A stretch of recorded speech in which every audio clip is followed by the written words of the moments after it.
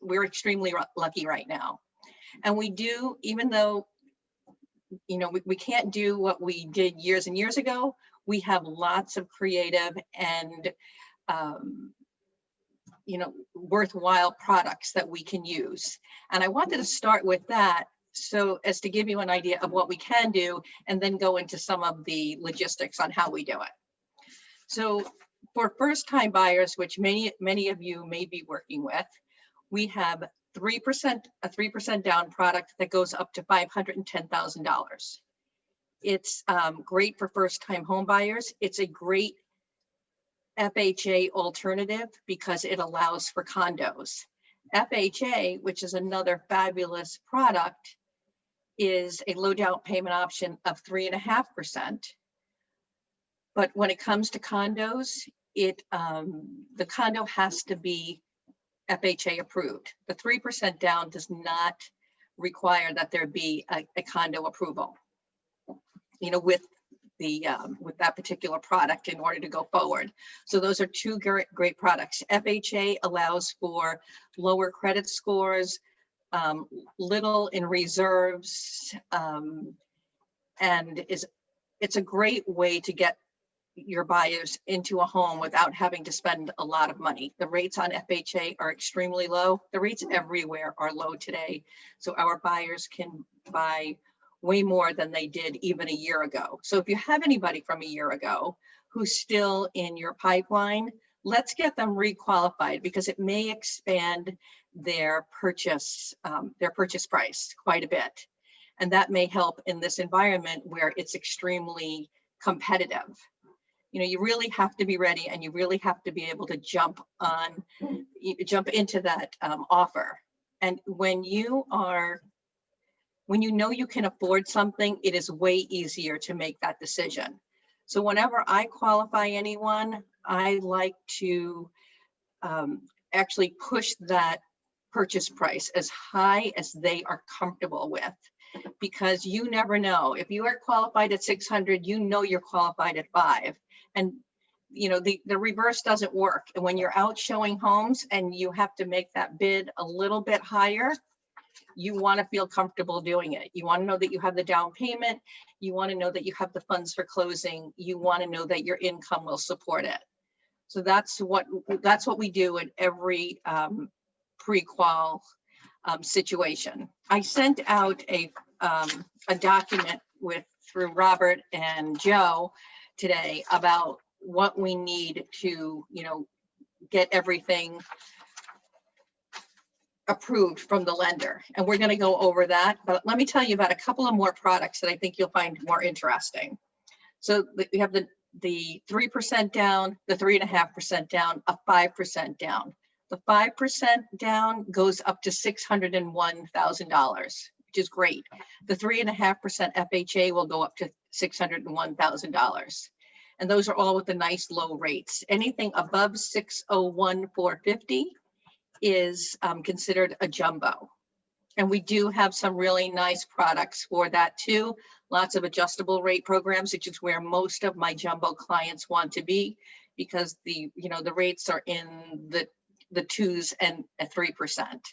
So I use those products for most of my jumbo, or for anybody who doesn't plan to be in their home for more than 5 or 7 years. We also have interest-only adjustable rate mortgages. I know sometimes, people hesitate to say, hey, let me look at an interest-only product, but for a lot of our clients on the East Coast, you have a lot of bonus and commissioned income, and it really does help to keep that payment nice and stable throughout the whole year. And then at the end of the year, you can take a big chunk and pay that mortgage down if you want. The way an interest only works is any amount that you pay over and above the interest. So if your interest payment is $2,000, but you pay $2,500, that $500 gets applied to the principal balance, is reduced by that $500, and then the following month the interest is calculated on the reduced balance. So every time you do make a principal payment, you get to reduce your balance. And for many of our clients, it works great. the interest only product is not for someone who can't afford the full principal and interest payment. They don't allow that anymore. They qualify you as the full principal and interest payment, but it does work for lots of borrowers. We have also no ratio products where in fact, I'm doing one today for someone. They're buying a $2 million home. They're putting down 40%. So they're getting a loan of $1.2 million, and they're not verifying income. They don't have to document income on this product. They need a CPA letter. It is for self-employed. All they need is a CPA letter, and they have to document the assets for down payment and closing. So keep that in mind. It's not for everyone. This client has really great credit, but it's affording them the opportunity to not have to sell their home or rent it prior to buying the new one. It's allowing them the time to renovate that new one before they move into it. So that's another great product. There's what we call light doc. And I don't know how many of you are familiar with that, but that requires 25% down. And you must document assets for closing and for down payment, but it allows you to provide a self-prepared profit and loss statement to document your income. So it's self-prepared. It's not something that an accountant will do for you, but it does afford you to be able to not document income through the traditional tax returns, W-2s, 1099s. Any questions on those products? All right, I'll keep going. Karen, Yes. do you have any products anymore for first-time buyers with no money down, or is everything at least 3% or more? Everything is 3%, 3.5%, 5%. Any of those products, you can use gift funds for down payment. That's another way to go. So if you have a parent or a sibling or anyone who, a family member, it should be, who wants to give money for down payment, all the down payment can be gift. Okay. Oh, and I have a second question. Sorry, this Sure. came up earlier this year. So what about somebody who's just graduating college and they have a job offer, but let's say the job doesn't start until a month and they're relocating and they want to buy something before? Can you do something with that employment letter? We used to be able to. I have someone checking that out for me. It's funny that you mentioned that, because we were able to do that up until COVID, but COVID kind of put a stop to that. But they may be reintroducing that. Okay, thank you. Everything is kind of lightening up as we go forward. We have investor, speaking of lightening up, investor cash flow products, where if you're buying an investment property, you're using the cash flow from the property, the rental income, to qualify instead of using your own personal income. So I'm trying to give you some insight into some of the non-traditional products that we have, so that maybe that might open the door to more buyers for you. Thank you. But I will check on the as you mentioned, a professional. It would have to be a professional with a contract, and I'll check to see if they've lightened up on that any. But they did shut that down for a little while. We do VA loans. That's 100% financing, or up to 100% financing with no monthly mortgage insurance. Please ask all of your clients if they, if they have VA benefits, because some people forget to ask about it. And myself included, we forget that that is available. But if you ask them and they are they are vets, that's a great product. Nice low rates. I have somebody who's like in the mid 2s with no mortgage insurance. They're getting 100% financing. They're buying a home like for $560,000 in Easton. We have USDA, although I can't say that I've ever done one myself. We do them, and we have access to them. Again, that's 100% financing in some areas like Easton, Monroe, up in that area. Reading, I think there's certain zip codes that will allow for that. So if you have anybody there, let us know. VA, USDA, FHA, 10% down to $1 million. That's another great product. So if you have anybody who's looking for a jumbo loan, they can put 10% down and still get financing and only have to put the 10% down. A lot of the clients, remember, have money, but since rates are so low, are taking advantage of the low rates to finance more and maybe save some of that money for renovations on the house or for, you know, kids' college, or just to save and make money in the market or to buy another property. So do keep that in mind. I told you about the investor loans and no ratio loans. Remember, seller credits and lender credits can be used to offset closing costs. That can't exceed the amount for closing costs, but do remember that in case your buyer is a little tight on money and wants to, you know, offset the closing costs with some credit. Any questions about any of those products? Does that I USDA will, loan go have ahead. for like a farming property? For a,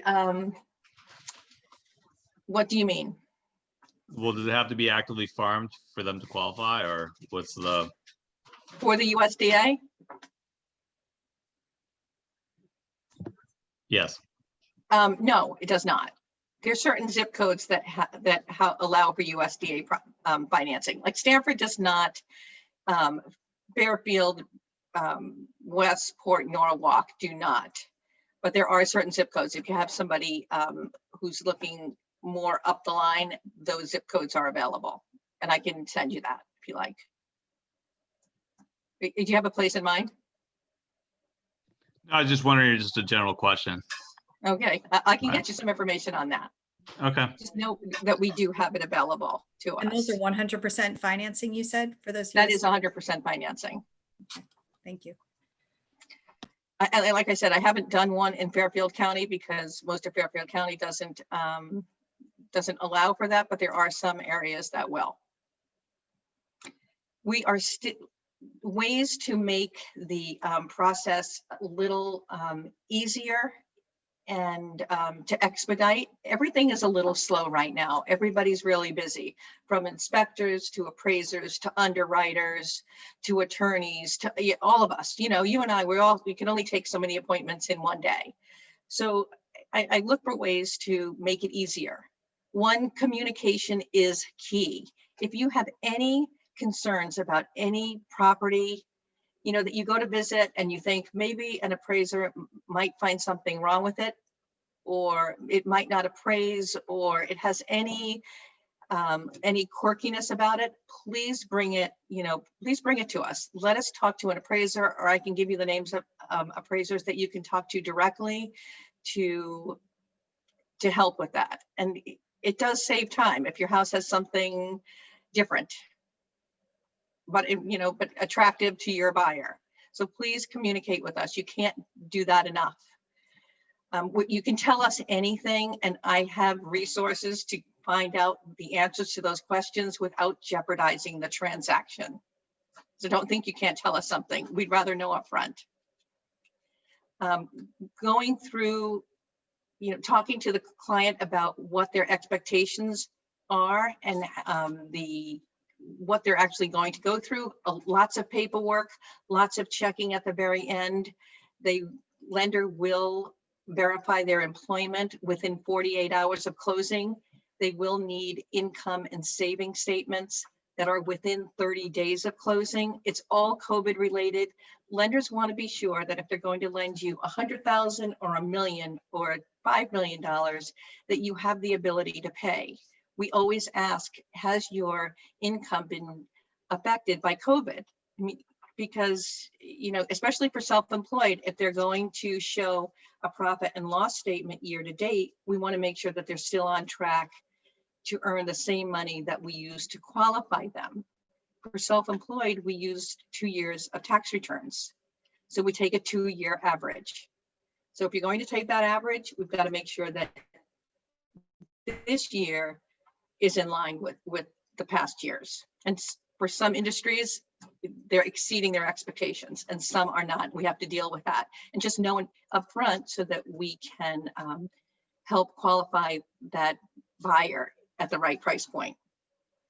So we look at W-2s, pay stubs, banks, W-2s, tax returns, Social Security, alimony, child support, commission, bonus income, all that is used to qualify. And we look at every little pay stub and every little piece of paper. So allow us, have your client ready to show all of that. We send that welcome checklist. You're welcome to send that checklist to any of your buyers as well. When we look at assets or savings, we look to make sure that they have enough money for down payment and closing. It's crucial. Some people forget about closing. They forget that there are taxes to be paid at closing, that their attorney has to be paid at closing, that they do need an attorney to help represent them.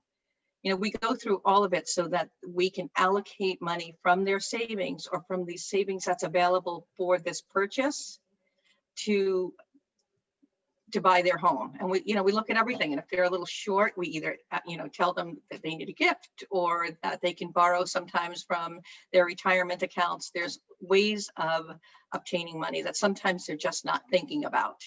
And when you borrow from your 401k, as long as you're not going to access it in the next year or two, that's fine. And even if you are going to access it, if you know you can pay it back, that's fine. Any questions about that? Because I know, we all want to keep our retirement accounts for retirement, but when you're borrowing against it and you have the ability to pay it back, then you will be getting that money back and you will have that money to retire with. So don't hesitate to offer that as we don't hesitate to offer that as an option. All options should be on the table so that our buyers can make an educated decision. We look at credit. Lenders think that if you pay your current creditors on time, you will pay them on time. And that's how they view credit. When we go to look at a rate for someone, we look at how much are they putting down? So what is their loan to value? How much are they borrowing compared to what the value of the house is? We look at the property type. We look at their credit score. We look at their debt ratio. All of those items come into play when we're calculating rate. Rates are still so low, 3% and under that. It's totally amazing to me. I never thought we'd be saying twos, so it's nice. Any questions about that? Would you like to go through closing costs? I tell everyone that for funds to close, they need about 2.55% of the purchase price for closing. I know I'm throwing a lot of random information out there to you. I want you to all be armed with what you need to work with as many buyers as possible. So 2.55% of the purchase price. If you take a look at the fee worksheet that we sent out to you, I can go through some of those items so that you can get an idea of what that includes. It includes everything involved in the purchase except for inspections. It doesn't include your commissions. This is strictly for buyers. So 2.55% is the number to use. So on a $500,000 purchase, they need about $13,000. If you tell your clients that and they fall off their chair, you know that they're in the wrong price point. But if they, shake their head and say, yeah, that they knew that, then we're okay. Interest is paid back to yourself, not the plan. Exactly. You are paying yourself back the 401k. Thank you. Karen, can buyers fold the closing costs into their loan? They cannot fold closing costs into their loan. You can do that on a refinance. You may not do that on a purchase. You can, if that is an issue, sometimes I suggest that they put less down, as long as they can afford the payment, and many of our buyers can afford the payment. I thought you could do it's harder to save the money than it is to borrow it. Yeah. I thought you could do a seller concession where they can roll the closing costs into the loan. You're not really you're doing a seller concession where you're getting a credit towards closing costs. Okay. Essentially. Your buyer is getting a little bit more, and remember that the house has to appraise if you do that, if you raise the purchase price, but then the seller is crediting the buyer at closing. So you're not rolling it into the loan amount, but your value is higher. So remember, and you're taking loans are given based on the purchase price or the appraised value, whichever is lower. So if, when you go out on your appraisal appointments, just please bring comps. If the appraiser doesn't want it, they don't have to accept them. They don't have to use them, but anything you can do, especially in this market that everybody's so crazy busy, that you can do to help them out, I'm sure will be appreciated. We're not looking to tell the appraiser that we want them to bring it in at a price point that's not valid, but we do want to help them out. I mean, just as, we want to help you out and you want to help us out. So Karen, maybe I'm confused then, because I've done seller concessions where the lender, they pay for it in the loan, and then and then what you just described was a true seller concession when the seller pays for the closing costs. Right. The seller is giving a credit to the buyer for closing costs. So essentially, if you're raising the price of the property a little bit, then the borrower is essentially taking the loan out against that larger purchase price. Okay. All right. Okay. So Thank just to go through closing costs with you, we include underwriting and appraisal if needed. We don't always need an appraisal. When we submit your loan through the automated underwriting system, which is through Fannie and Freddie, that comes back with a decision on whether or not we need an appraisal, or whether they just want to drive by, or what type of appraisal is needed, if they have to go into the property or not. So we've gotten some appraisal waivers, especially on refinances, getting lots of appraisal waivers. They do a tax service fee, an underwriting fee, a flood certification. Lenders want to make sure, and the appraiser is involved in that, as to determine whether or not it's in a flood zone. It's all FEMA related. It's not opinion related. So, and they assign you'll see it's an MERS number. That's a number assigned to every loan, because we want to be able to track that loan from beginning to end. No matter who buys that loan or how many times it's resold, they can track it. Because, with the mortgage mess we had, loans were being bought and nobody knew where that came from and why it didn't perform. So they watch very closely that loans perform right now.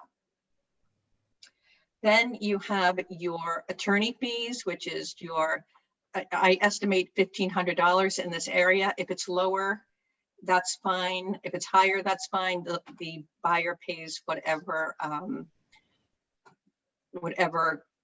the attorney is charging. But the attorney does a title search, gets you title insurance, and records with the town. So that's what they're paying for there.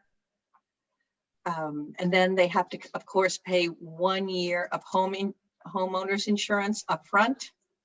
And then they put 2 months into escrow, so that there's enough money in the escrow account so that the lender can make that home insurance payment a year from now when it's due.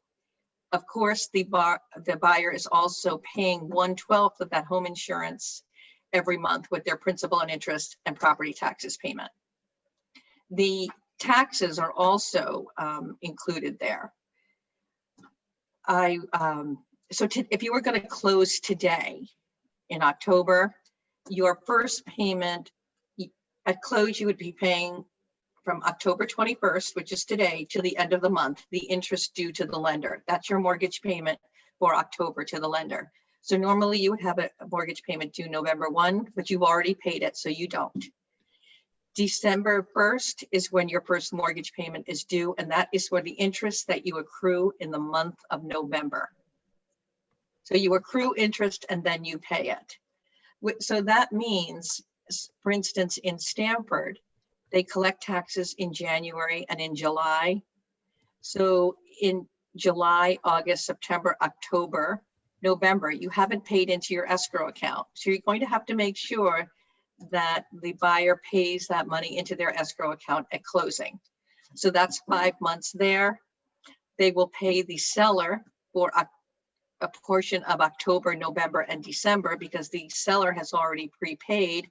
So now the buyer will reimburse the seller, and then the lender can take 2 months of escrow.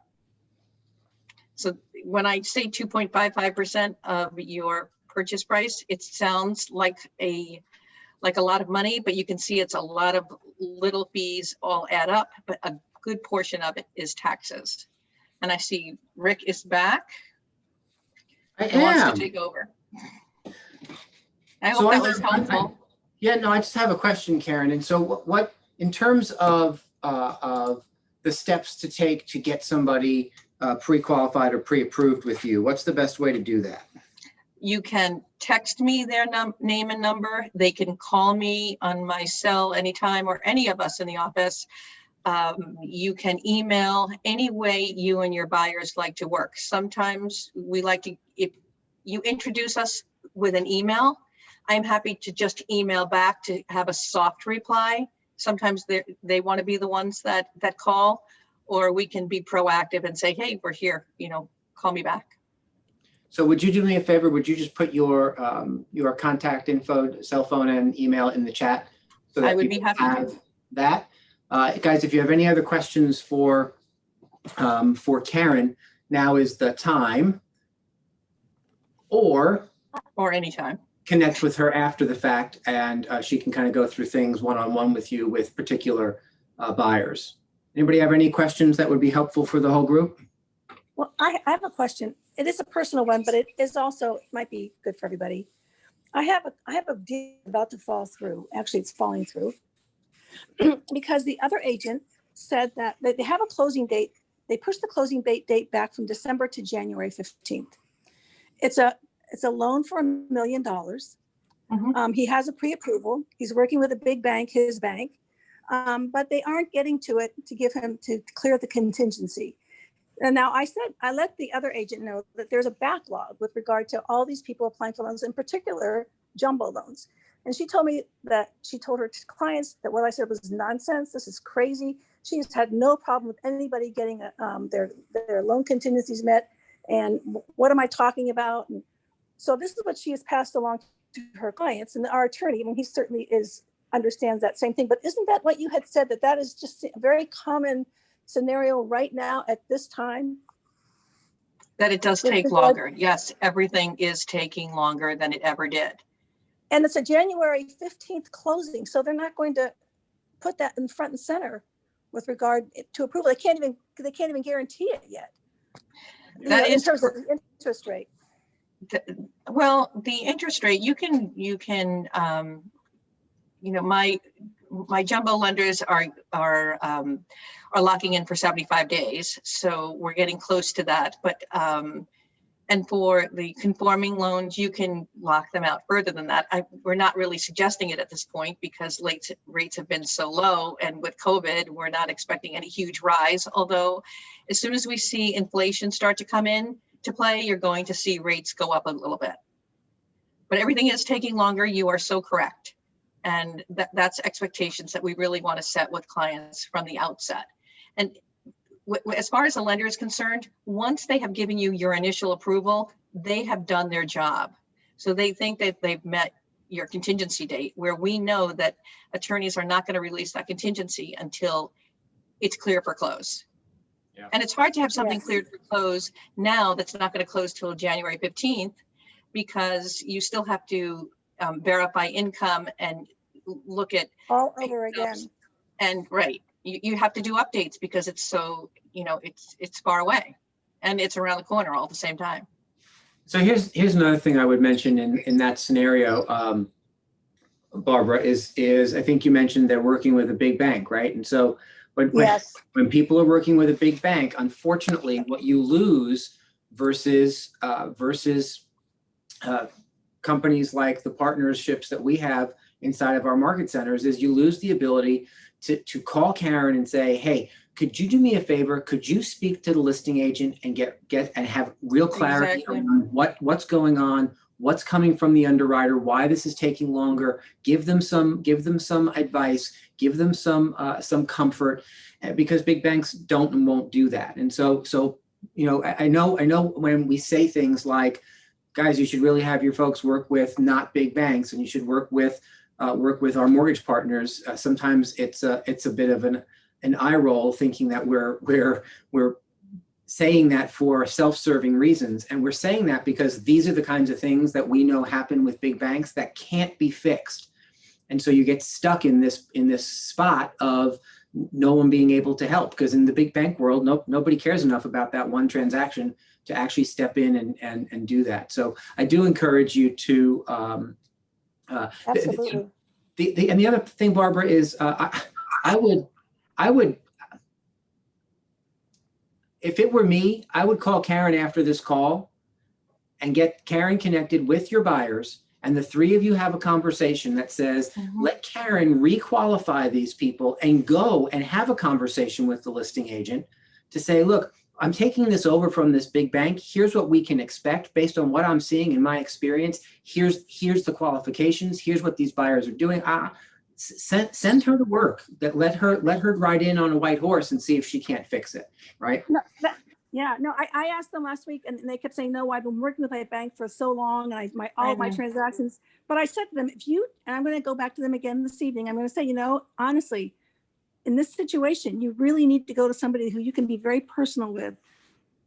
Absolutely. Yeah. Well, and the big bank that they have so much confidence in is letting them down right now. Exactly. Yeah. Okay. So see if I would fix it that way. All right, guys, we are going to move forward. Karen, thank you so much for your time and expertise.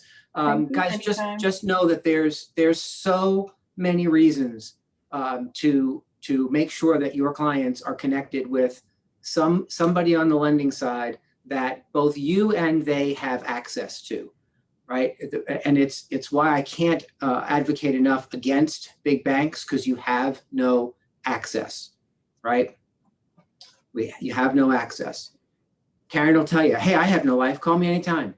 Right. I have no life. So I work weekends too. I mean, Monday, Sunday, Tuesday, they're all the same days to me. And we're all doing that. We're taking advantage of the housing frenzy. Remember, we don't make any money either unless the loan closes or the property closes. So we don't like to say no to anyone. Beautiful. Well, thank you for your time. We appreciate it. Again, if you didn't already, pop your info into the chat box so everyone has it, Karen, before you depart. And don't hesitate to contact Karen if you have any questions or your buyers have any questions as things are moving forward. All right, guys, so let's dive back into our source of business conversation. When last I saw you on Monday, I think we were kind of winding through expireds, and we went through open houses and expireds. Any thoughts or questions that you came up with, or any ahas that you had during our conversation on Monday around the source of business, open houses or expireds? Anything that's burning a hole in your brain? Yes, Barbara. I think what I liked the most was that script I used to use a long time ago, a couple of years ago anyways, was what do you think went wrong? And wiping that out, I love the better approach, the more positive approach, as opposed to not even focusing on the fact that it didn't sell, but, going forward, what can we do? It's so much better. Yeah, I love that. I love that aha, right? Because it's sometimes getting good at script work is knowing what not to say and knowing what to say, right? It's both sides of that. And we want to keep the expired seller really pointing forward and facing towards their future, and not getting them stuck back in the yuck, right? There's, as I said on Monday, there's plenty of time to kind of go through that when you're in person. But from an appointment setting perspective, that in and of itself, why the home didn't sell, isn't really necessary or relevant in that expired call conversation when you're looking to push forward to an appointment.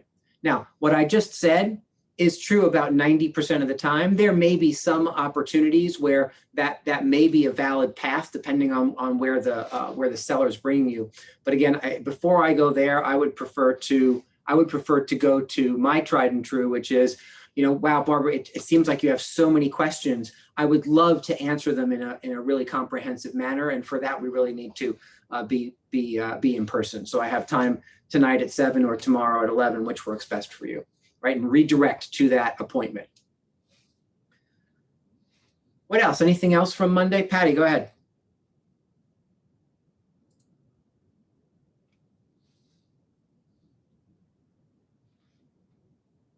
No? Okay. All right. So before we move completely off of expireds, one of the things we did not talk about was the opportunity that the two different kinds of opportunities that expireds actually present for you in your business, right? We spoke a lot about the first opportunity, which is current expireds. So they expire, you're dialing them up that first morning to set an appointment to see if you can't get in front of them to put it back on the market. Everyone wave goodbye to Karen. Good night, Karen. All righty. But the second opportunity that we have with expireds is something we didn't talk about on Monday. Anybody think of what the second opportunity with expireds is? If the first is your current everyday just expired expireds, what's the second opportunity? Older expireds. Yeah, old expireds. And I'll tell you, I think that's a massive opportunity, right? I will tell you that every once in a while, someone will say to me, well, I'm an expired person and there just haven't been as many expireds. And when I hear that, I think, you know what, I think maybe we need to address what you're looking at. First and foremost, where are you looking for expireds? If you're looking in the entire county, I guarantee you there's plenty of expireds. If you're looking in one town, yes, there may be a shortage of some expireds if you're looking in one town.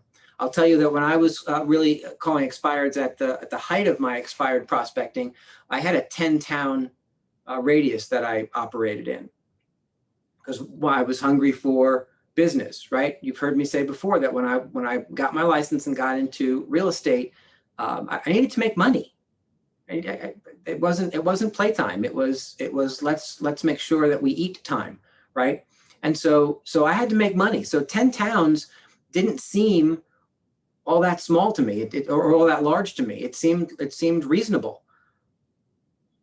And sometimes people say, well, am I really going? I live in Danbury. Am I really going to drive all the way to Monroe to list a property?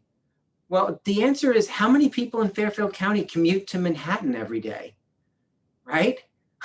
I mean, are we really going to wow about getting in the car and driving for 30 or 40 minutes to list a property that could net you $10,000, $15,000 in commission, right? So I think you have to really look at that from what it is. The idea of consolidation, that typically happens later. As your business starts to grow, you'll start to maybe cut out some of the peripheral towns that take you longer to get to,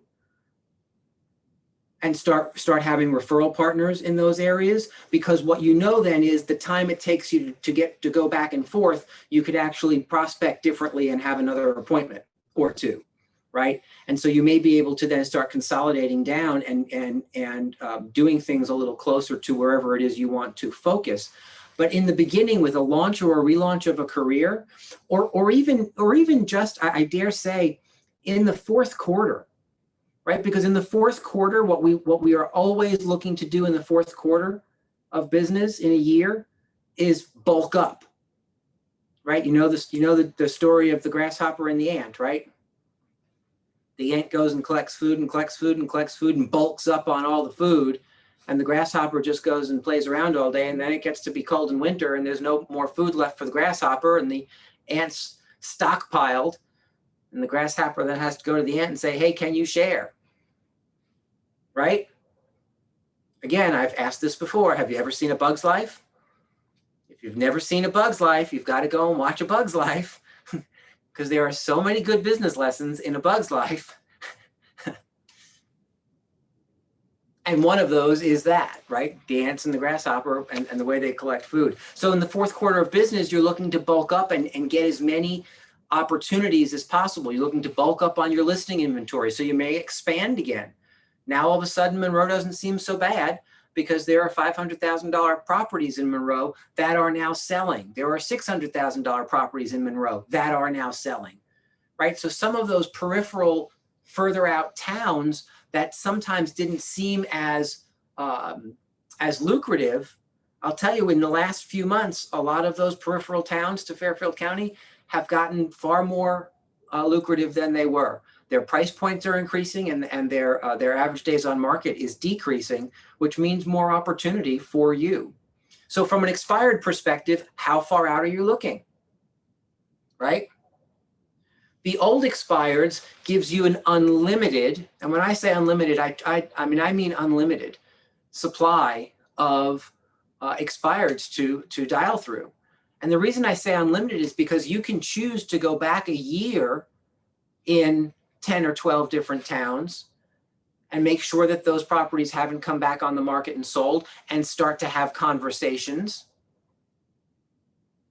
And then when you're done with that year, you can go back another year.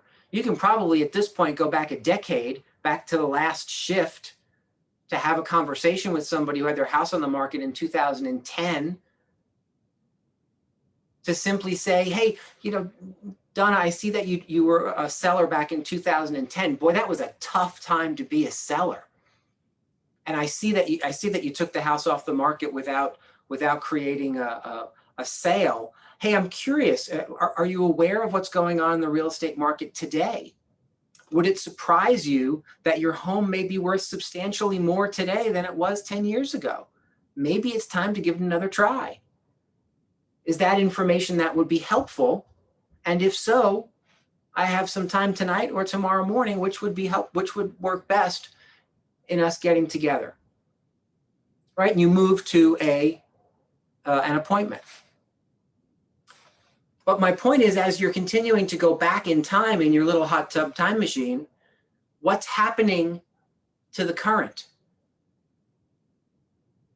Time keeps marching forward, right? And so now by the time you're through going backwards, another year's gone by and you have a whole nother year's worth of expireds that maybe you were touching on a daily basis that didn't list or didn't list with you, that you can maybe go back and then touch a whole nother year's worth. So I really think that in that, when people say to me, I don't know where to concentrate. I don't think there's enough people for me to actually reach out to. Trust me, what that says to me is you're not looking hard enough. There's plenty of people. Make sense from a source of business perspective? Any questions on the expireds that we have not gone over either on Monday or tonight?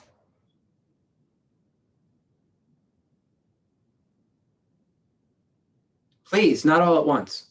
Rick, not a question, but I was actually going through some expires today, like some older ones and some newer ones, but it seems a little tricky at times because on the MLS, it'll have it as expired, but if you actually search that address again, it'll be like relisted and stuff like that. So just sort of a word of caution to really be thorough when you're looking. Yeah, and thank you for that, right? You do have to make sure that the property hasn't been relisted. That is your responsibility, right? Just because it says expired doesn't mean that you can just continue to just dive in and move forward. Now, understand that if it says expired and you're making outreach at 8 o'clock in the morning and the property goes back on the market at 12 noon, you were still in that pocket of being okay, right? Because it was expired when you made the outreach. But as John said, just because it says expired, the MLS listing will come on as a new listing. So you've got to then do a property search, a property history search to make sure that that property hasn't come back on.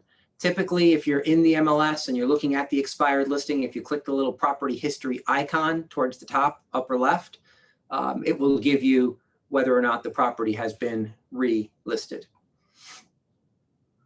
Anything else before we move on from expireds?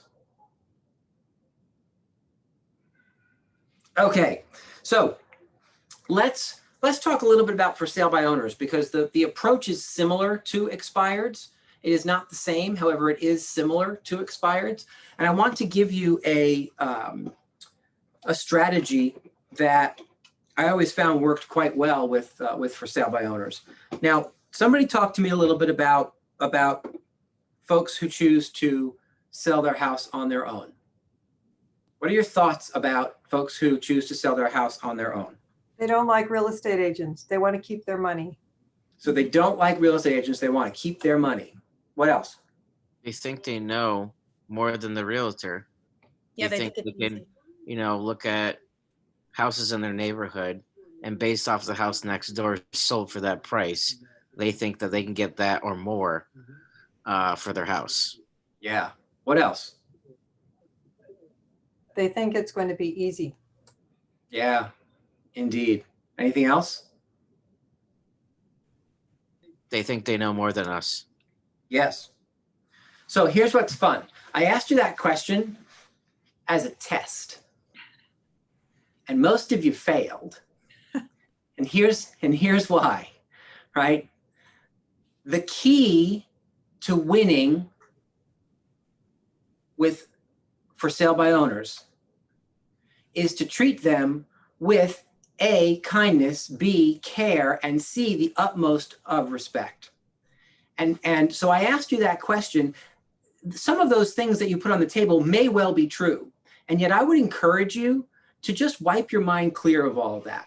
Because what I have found over time is that real estate agents tend to have a bit of an attitude around sellers who choose to sell on their own, right? As if it's some kind of an affront to our industry, right? And I think that's a tough mindset to win somebody over with.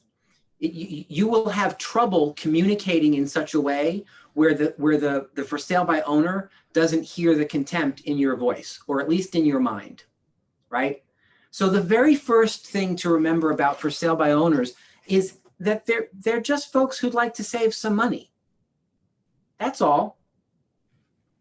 And I would encourage you to remember that most of us, most of the time, behave the same way. Perhaps not when it comes to selling our home, but most of us behave the same way most of the time when we're looking to make a large purchase or to do something financial, right? We're looking to see if there's a way that we can perhaps save some money.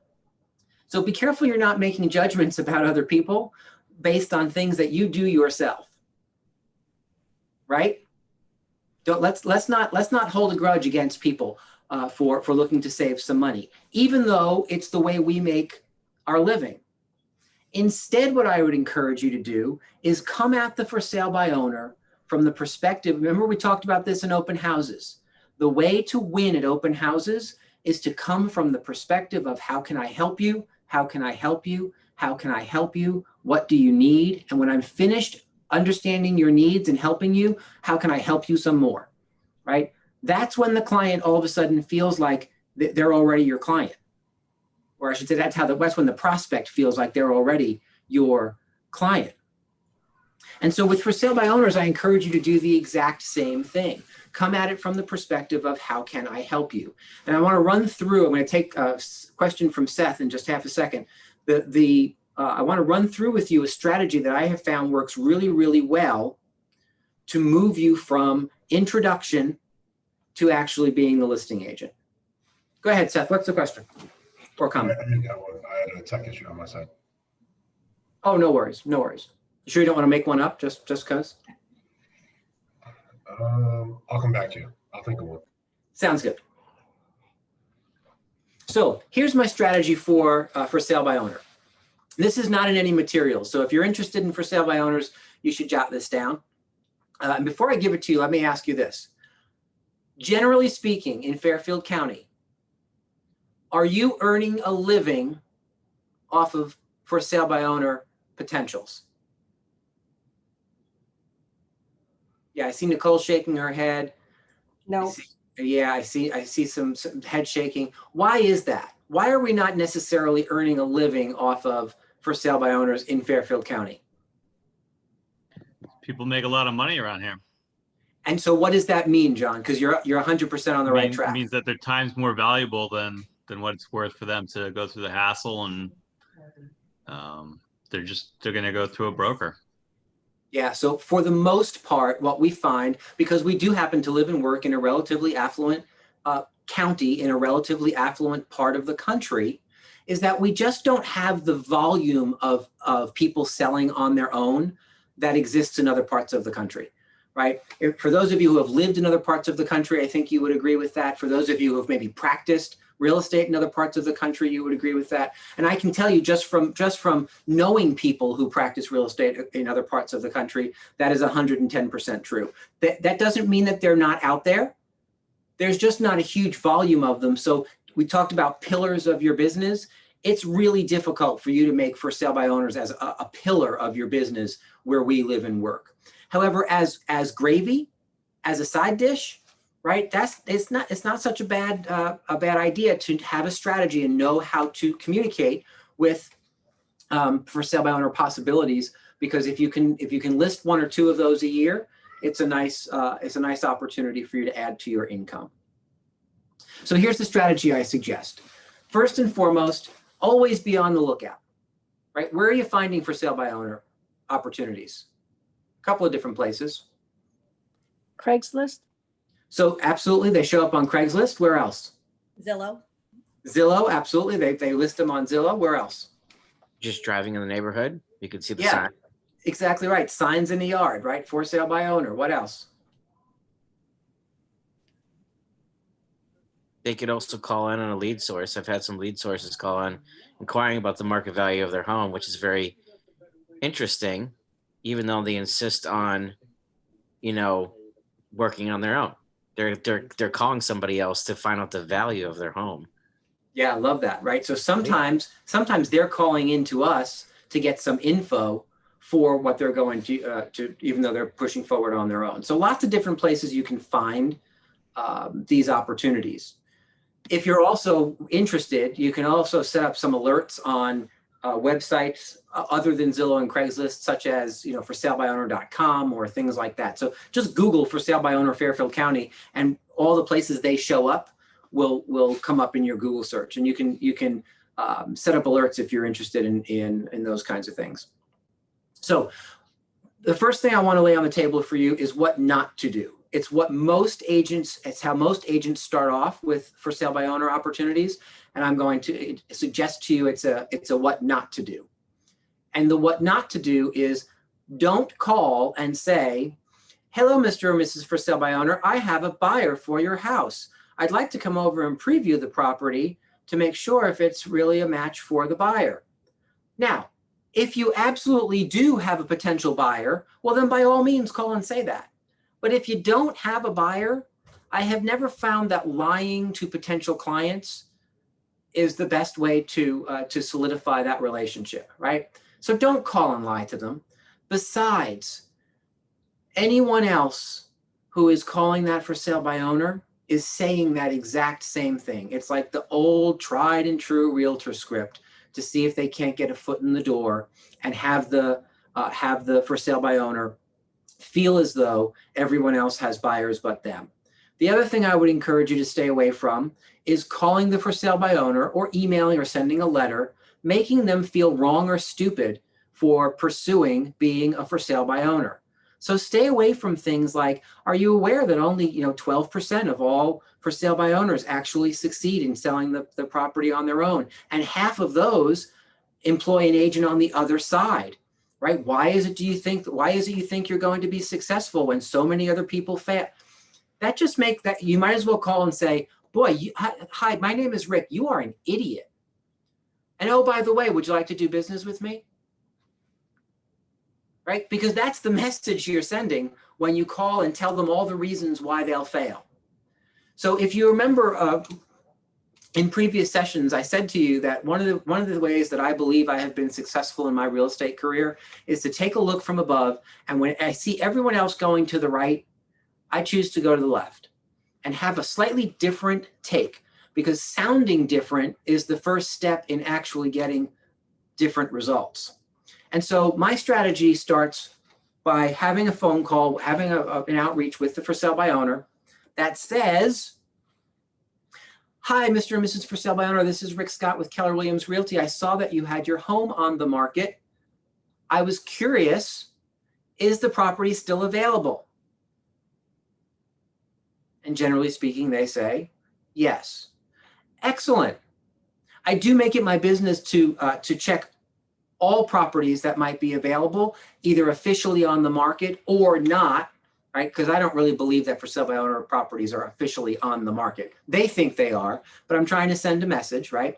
So all properties that are on the market, officially on the market or not. And I was curious if it would be okay if I had buyers who were interested, if I gave you a call back to set up an opportunity to show them property. Nobody says no to that. Excellent. I appreciate your time today. Hey, before I let you go, if there is anything I can do to assist you, because I do this for a living, day in and day out. If there's anything I can do to assist you in getting you to a closing table, please don't hesitate to give me a shout. Let me leave you my telephone number and my additional contact. Click. What did I not do? Ask for the sale. I didn't apply for the job because guess what? They're not interviewing. If they were interviewing for the job, they would have called me, or there'd be a sign in front of their yard already, or they would have asked in that conversation, right? And so again, I want, and they're expecting it the whole time. Oh goodness, here's another real estate agent. They're expecting that ask the entire time. And so the way you earn trust with people is to do or say things that they are not expecting you to do or say. So the fact that I called and expressed an interest, said I would bring buyers by, which by the way, some agents call and say, well, why would I bring a buyer by? You're not even listed. I mean, the conversations I have heard people say with for sale by owners are kind of, they kind of floor me. Again, you're accomplishing the exact opposite of what you think you're doing by having those kinds of conversations. So you're introducing yourself. You're asking if it's okay if you bring buyers by. Remember, you're asking if the house is available. That's an important preset for the next part of the strategy. You're offering assistance. You're leaving your phone number or contact information. You're wishing them the best of luck, and you're hanging up the phone. Rick, sorry. Yeah, John. Do you ask if they're going to honor a commission, or is that for later Not conversation? in that phone call, because until I actually have buyers, it's not relevant to me, right? I'm just calling to ask them. And when I do that, it tilts the scales to, yeah, see, real estate agent only cares about commission, right? So I'm going to leave that out. Now, if I do have buyers, I am going to ask if they're protecting brokers. That's the way you ask that. I'm curious, are you protecting brokers? And that means that they will pay a brokerage fee to the buyer's agent if you bring a buyer. But until I actually have someone to show the house to, I'm not going to ask that question because it is not relevant to what I'm doing, right? I'm calling as a potential listing agent down the road. So you've now heard that first conversation. Now I'm going to let a week go by, and every Monday morning for the next however many weeks it takes, I'm going to make the same phone call. And that phone call begins, again, Monday morning. Hi, it's Rick Scott. We spoke last week about the sale of your home. Hey, your name came up in my database and I was thinking about you and I just wanted to call and check in, see how things were going. I'm curious, after this weekend, is the house sold? And they say, no. Oh man, that's too bad. Hey, I'm curious, what was your traffic like? Oh, we had one showing or two showings, or we had an open house and we had 3 people come through. Oh, that's great. That's great. That's great. Well, don't forget to follow up with them, because I'll tell you what, the one thing I've learned in my sales career is that the success is in the follow-up. So don't make sure you're following up. Hey, listen, any other ways I can assist you? No, I think we're good. Great, great, great. So if it's all right with you, I'm just going to check in from time to time, because the sale of real estate in this town is important to me. So I want to just make sure you get the success you're looking for. You have a great day. Talk to you soon. Bye, click. Now another week goes by, Monday morning. Guess what? It's the same 3 questions. Hey, it's Rick again. I'm curious, is the house sold? No. Oh, that's too bad. What was the traffic like? Anything I can do to help? Okay, bye. Every Monday. And here's what I have found over time. By the 3rd Monday or so, their answers start to change. Because by the 3rd Monday, somebody said before, they oftentimes think it's easier than it looks, right? We are clearly excellent at what we do because we make it look so simple. It didn't get the chuckle I thought it would, but that's okay. It's late, I understand. So the idea of by the third or fourth week, now that the conversation starts to change, and because they start to get frustrated. You say, how was the traffic? And they say things like, oh, you know what? I don't know how you people do what you do, because we had 3 people say they were going to come over this weekend and none of them showed up. They didn't call, they didn't do whatever, right? And we stayed home all afternoon. We missed my son's soccer game, or we did this, right? And all you do is listen. Oh man, you know, I'll tell you what, trust me, I understand. Again, I do this for a living. You know, it's tough. It's tough to have all that coordination, right? So I'm curious, is there any way I can assist? And what I find is that at some point, first of all, 3 to 4 weeks later, even if other people had kind of made outreach to them, 3 to 4 weeks later, you're the only one left. Because what real estate agents do not have is stamina, right? 3 to 4 weeks later, you're the only person still talking to them. And 3 to 4 weeks later, oftentimes the answer is, you know what, I could use some help. Now that doesn't mean come list my house, but it may mean an appointment for assistance, right? And don't be disappointed if those two things are separate.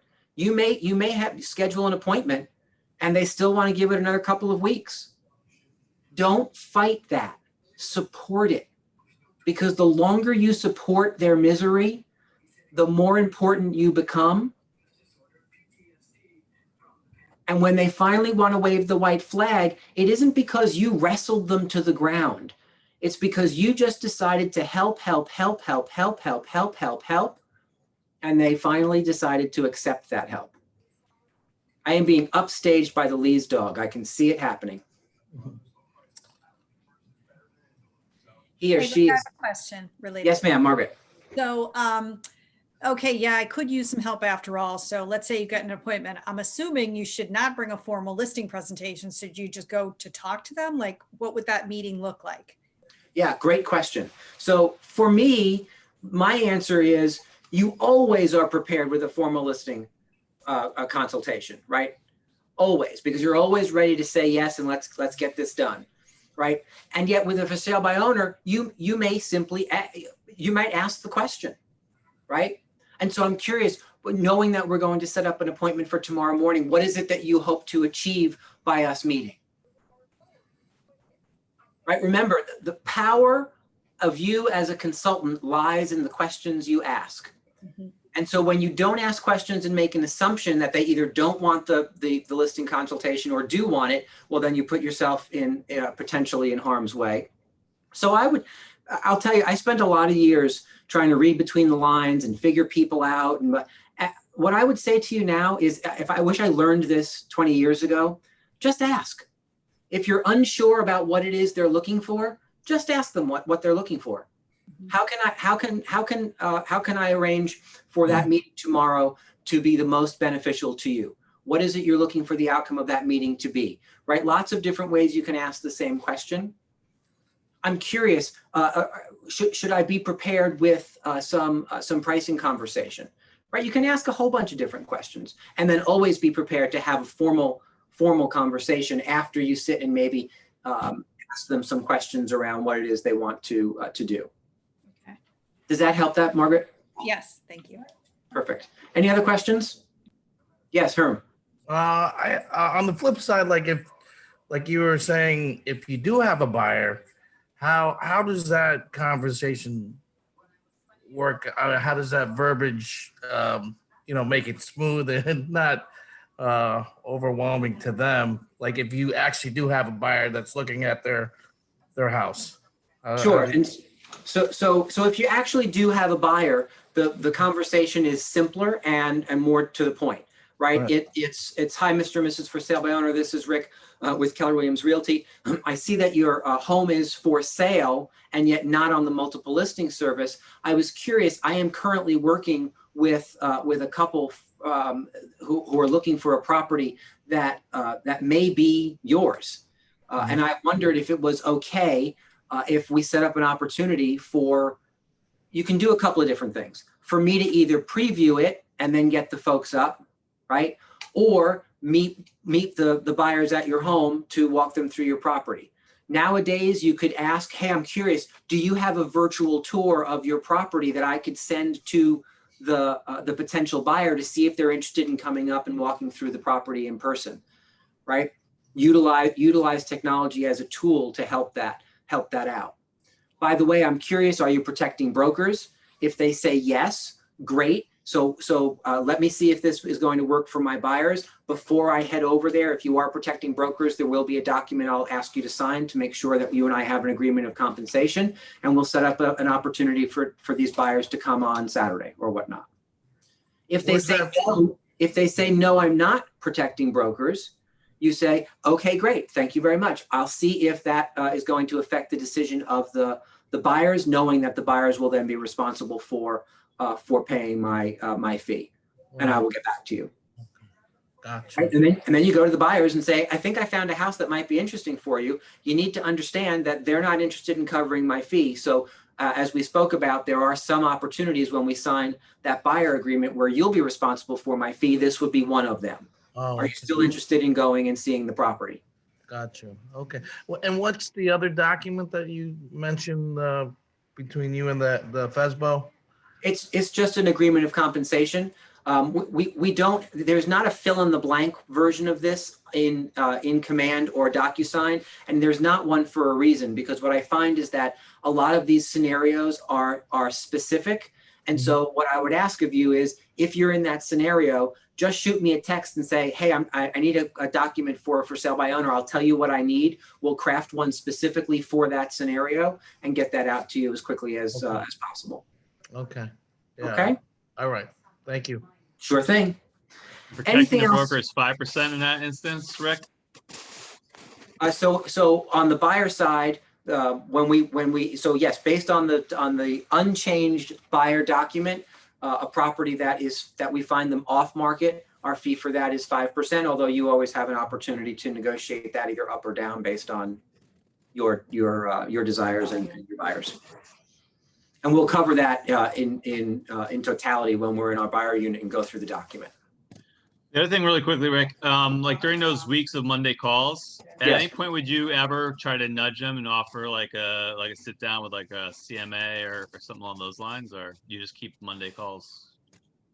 So for me, the strategy was what I laid out, because the idea of hinting at, I want to be your listing agent, until the for sale by owner is ready, is a turn off for them. And so I'm going to just keep offering. Sometimes I get the question, well, what if you offer so much help that they sell the property? Well, good. That's good for them. It's good for the economy. You didn't necessarily make money, but you certainly helped a fellow human being out, right? Maybe now there's a conversation that can be had with them. Where are they going? Can you help them purchase something? Are they connected with somebody on the buy side? Are they moving to California? Can you refer them out to California, right? Who else do they know that they're leaving in their neighborhood, so that when you give them a call and when they say, yes, we're finally under contract, great, congratulations, that's so awesome. And they say, you know, we couldn't have done it without you. We almost feel guilty that you're not getting paid. Thank you so much. You say, you know what, it was my pleasure. Hey, do me a favor. One of the things that I would love is to be able to use a testimonial from you with all of your neighbors about how much help I did provide. Are you willing to do a quick video testimonial if I pop by? Are you willing to write something out and send it to me?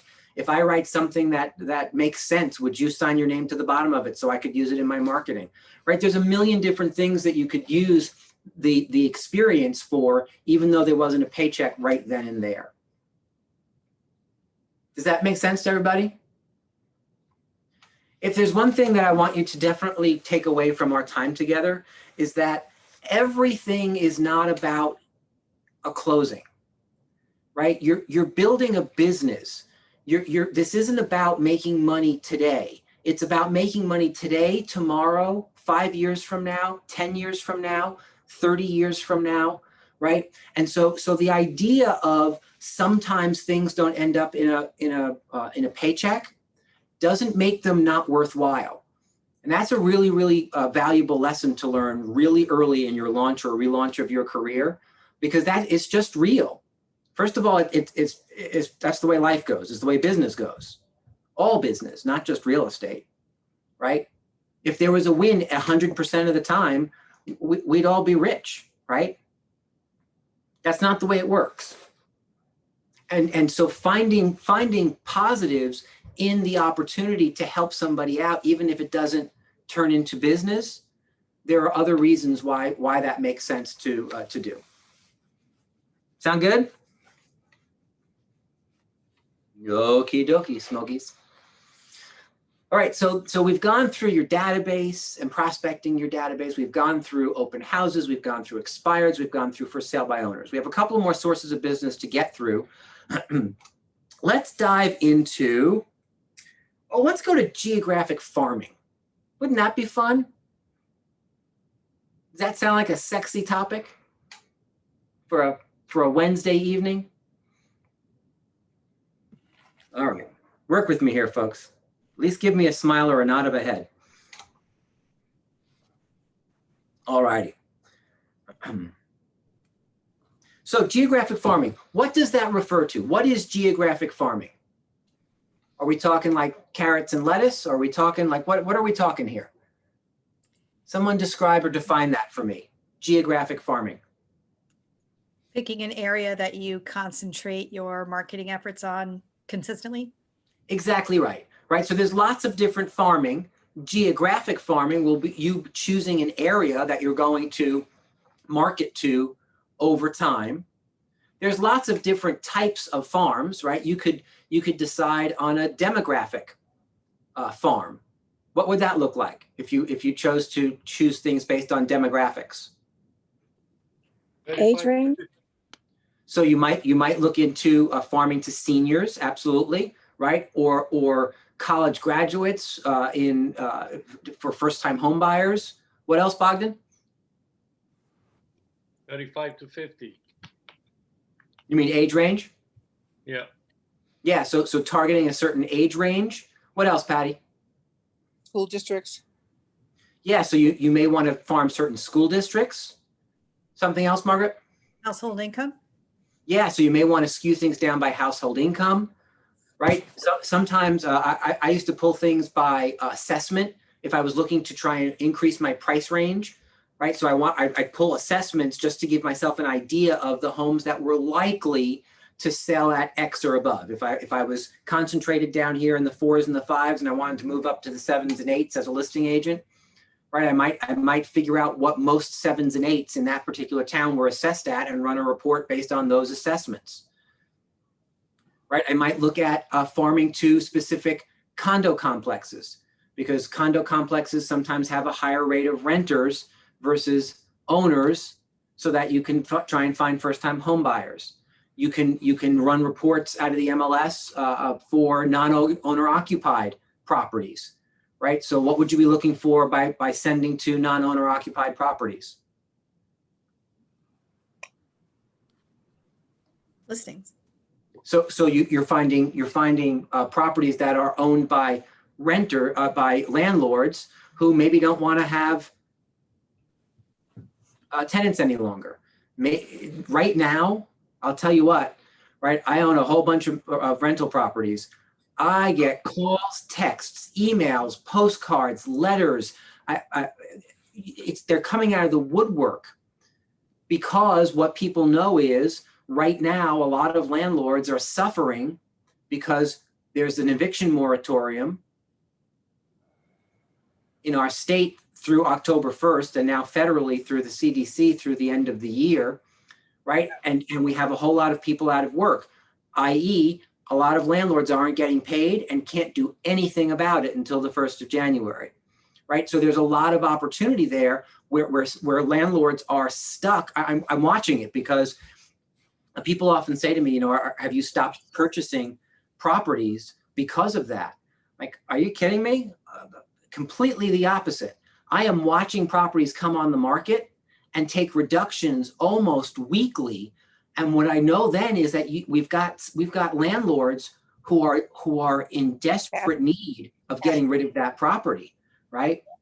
And so that gives me some clues. And if the property meets my criteria, bam, I'm going to jump on that because I know that I can beat up the seller right now. Right? That's Chewbacca. Yes, indeed. Well, it's good business. If I can buy low because other the current landlords weren't insulated enough, Mm-hmm. right? That's good for me, and frankly, it's good for them because they need an out. I'm throwing them a lifeline. I may not be throwing them a lifeline with as much money as they had hoped for, but I'm still throwing them a lifeline. Make sense?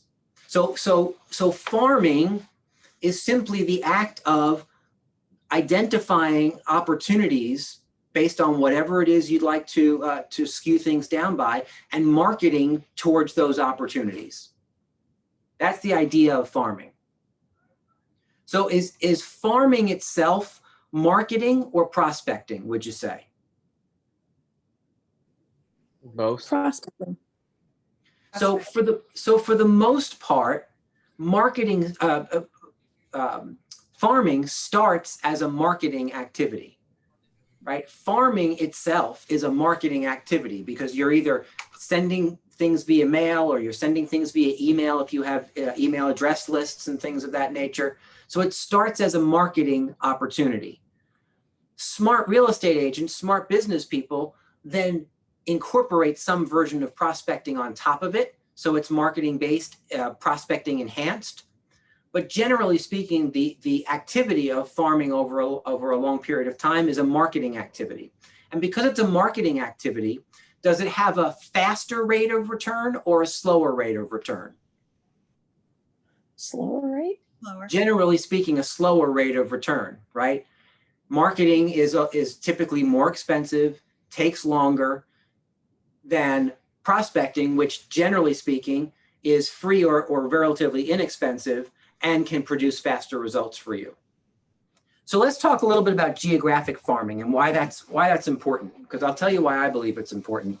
And it's funny because if any of you have been listening to this conversation right now for any amount of time, if you were even listening to it back in January or February in the Winter Ignite that we did, what you heard me say was finding a geographic or some other version of a farm is imperative as a business owner to plant seeds for the what if things go sideways. Well, guess what? In the last 6 to 8 months, things went sideways, didn't they? Right? And so what I meant by that was you never know what's going to happen. Say you've built a business and open houses were your main pillar. Well, as soon as everything got shut down, what did we have to do that third weekend in March? We had to pivot. We had to pivot hard, right? Because certainly those first 2 weeks, everyone was like, open houses? No way, no one. I don't want to see another person ever. Like, how can I have open houses if humans are involved, right? And then by April, we were thinking a little bit differently. Maybe there's different ways to do open houses. We're going to bring technology in. We're going to have safety protocols, and we were figuring it all out, right? But that's not to say that people who relied on open houses for business didn't have a 2 to 3 month halt or at least slowdown in the activities that they were doing to create business, because we had to kind of put the brakes on, figure out a pivot, get comfortable with that pivot, show the buying and selling public that we had a new opportunity, a new way to do things, convince them it was still okay to do it, right? And so the farming aspect of this is planting seeds for the what if. Because the idea of creating a farm that you cultivate over time, you kind of water it, the sun comes out, things start to percolate and grow, you then start to prospect behind it and have things start to sprout over time. And when I say time, I mean probably 12, 24, 36 months to really start to see the major benefits of that farm coming back to you. That doesn't mean you won't get things along the way, But if you really want the momentum to pick up in that farm, it's a longer term process. It's minimally something out to that farm monthly, right? Most of the geographic farming that agents are doing is still snail mail. It's jumbo postcards to create that touch system so that people are starting to recognize your name as it relates to real estate. Remember, these are strangers, so they don't know your name, and they're less interested in real estate unless you make what you're sending them kind of catchy. We'll talk about what to send in just a second. Here's how I know this works. I want to give you some statistics. A number of years ago, you know, the proverbial they are always doing something. Did you notice that? They ran a little test out in like Boulder, Colorado. You know, in Boulder, Colorado, have you ever been to Boulder, Colorado? All the communities are like they're walled communities, right? So they're little subdivisions of like 400 homes. There's 3 different models of the same home kind of stamped out all over inside of this little gated community. And so they chose one of those and they marketed via geographic farming to that community of 400 people once a month for 12 straight months. After 12 months, they called every single one of those 400 people. And they asked 2 questions, and the results of those questions are kind of fascinating to me. Question number 1 was, if you had to sell your home tomorrow, who would you call to list the property? And about 35 or 38% of the respondents said John Smith. Now, John Smith is the person that they promoted. That was the realtor that they promoted for 12 months. They gave his name as who they would list with. 3 in 10, that's a third of the people in that community. That's not a bad rate of return, right? If that were really to come to fruition. The second piece of information, the second question they asked, however, was even more fascinating. The second question they asked was, I'm curious, who sold you your home? And about 24% of the people that they asked, of those 400 people, said John Smith. Now, here's what's fascinating. John Smith did not exist. They made him up. They just took a picture of some random guy who I guess looked like a real estate agent, and they marketed to those people for 12 months. And so when asked the question, 3 to 4 out of 10 of them said they would use John Smith. More than 2 out of 10 of them said that John Smith had sold them the house, and he was fictional. So that's how I know that consistency over time with that marketing message does create results.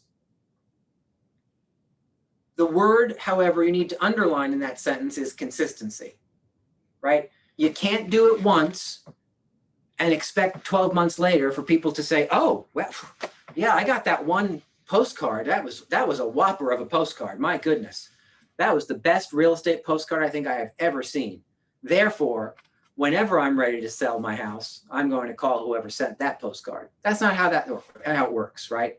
The idea is touching over time. So what is it you're sending? Anybody have a thought about what you're sending to be effective?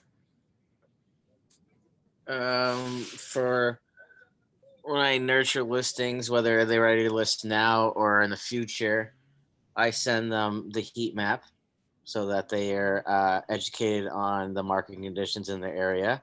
So again, I come from a helpful hand saying, hey, this is what's going on in your territory. And I also send them list to sale price ratio, so that they understand what the value is right in their area, you know, because some of them are like 90, some of them are 101, some of them are, 105. And I think that's very valuable for a seller to know that they could get a value or plus more in this market. Yeah, absolutely, Christian. So Christian kind of nailed it. Market stats is always the winner, right? People are interested in real estate. People are interested more in real estate and how it affects them, right? And so if you can send data, send information about their neighborhood, about their town every single month, market stats almost always win the day. It'll at least get a second glance, right? Because let's be clear about how most of this goes down. People receive your thing in the mail, and I don't know about the rest of you, but I go through my mail like this. Right? Look at the front, look at the back, rip, toss. And that's okay. That's okay, right? As long as your name and some version of real estate is what penetrates their brain before they toss it. Because when they get something every single month, and again, market stats has them pause a little longer. Sometimes those market stats postcards are a little stickier. Maybe it goes on the fridge. Maybe they set it aside to show their spouse, or to, maybe they're thinking about selling their house in the next couple of months. They're going to set it aside so they can refer back to it, right? So market stats are always a winner. What else? Anything else that you can think of that might be useful to send? Track record. Yeah, so I'm going to call that pattern of success, right? I find that what potential sellers, potential clients are looking for from you is something that shows them that you actually can get the job done, right? And so pattern of success means Donna did it again, Donna did it again, Donna did it again, Donna did it again. Sold, sold, sold, sold, sold. I will tell you that from the perspective of sending out marketing stuff, I'm not a big fan of just listed as your marketing message, and I think that sometimes surprises people. Just listeds, first of all, just listeds don't typically help the seller find a buyer. We can argue that it's exposure for the property. I think there are simpler and less expensive ways to expose the property. Run a Facebook ad, you'll get better results and more people will see it than sending out a just listed postcard per se. And I think the main issue with just listed postcards is that it doesn't create a pattern of success. It creates a pattern of I listed a property, right? I prefer to focus on just solds because it shows me that you got the job done. Anybody can list a property. It takes skill and experience to get the property sold. And so I want to make sure I'm communicating to the people that I want to know who I am and know what I do, that I get the job done. This is a results-based industry. Make sense? John, was that something you were holding up that you did or that you received in the mail? No, I got in the mail actually from Keller. The Well, just there you go. listed and it just sold. I actually got 2 in one day. So Excellent. Well, the good news is somebody sold something. Now, again, you don't have to agree with me. You can send as just listeds all day long if you'd like.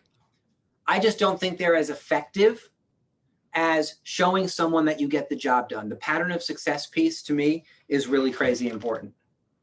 Rick, I have a question. Yes, ma'am. So let's say you haven't had any solds yet. Is it misleading if a property in the neighborhood sold very quickly, but you weren't the listing agent?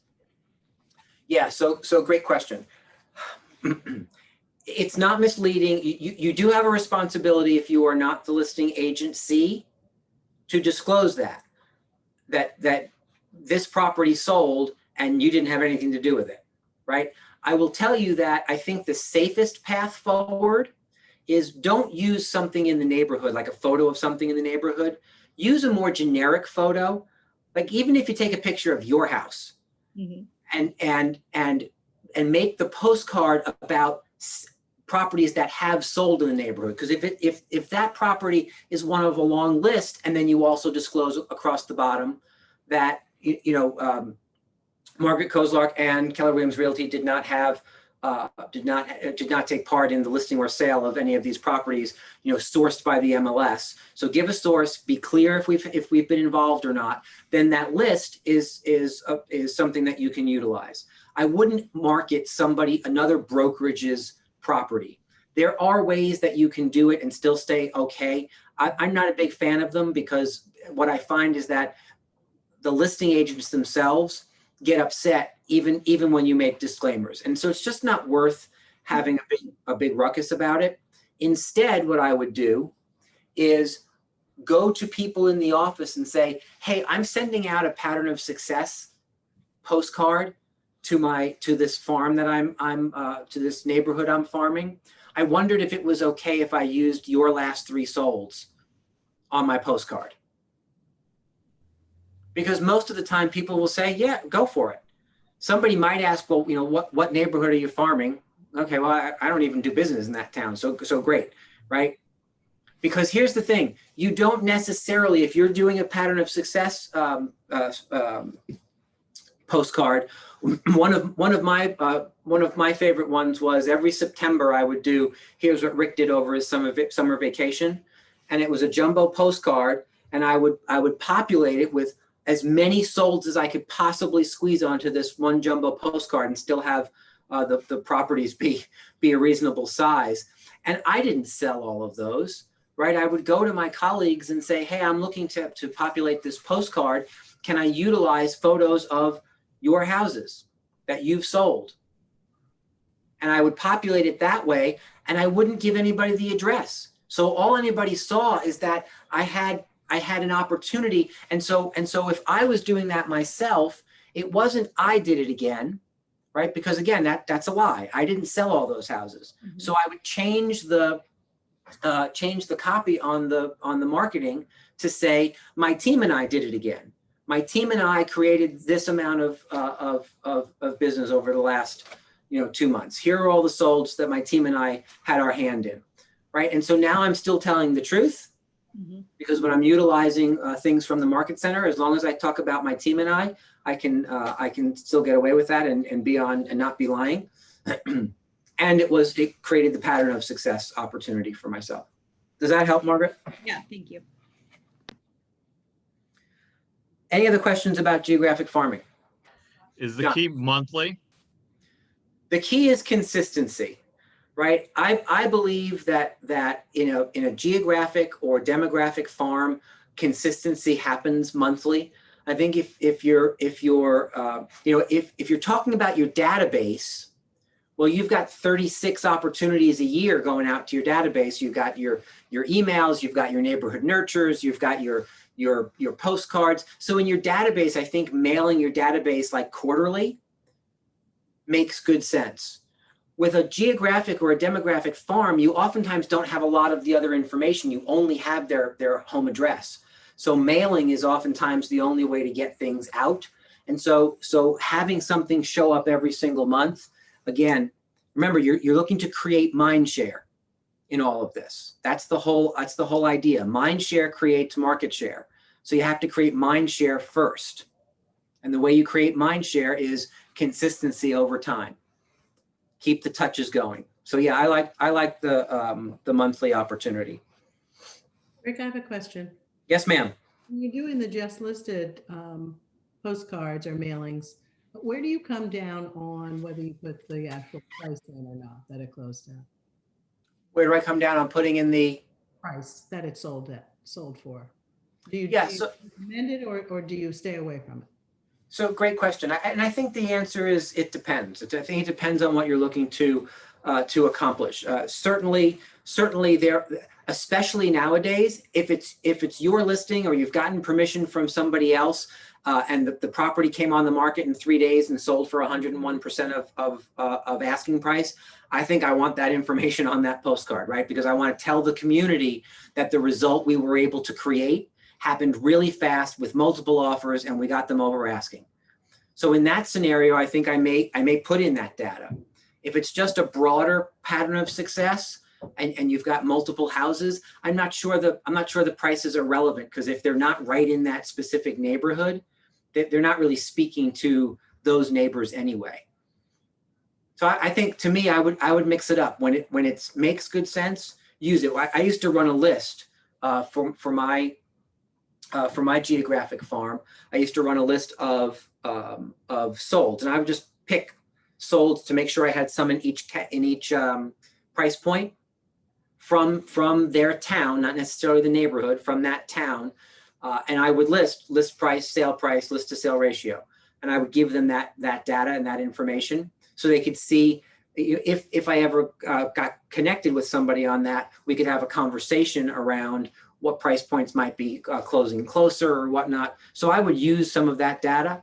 When I was doing the look what I did over the summer vacation thing, it was just pictures of houses, boom, boom, boom, boom, boom, boom, boom. And sometimes I would have across the bottom, 131 Main Street, 616 Sycamore.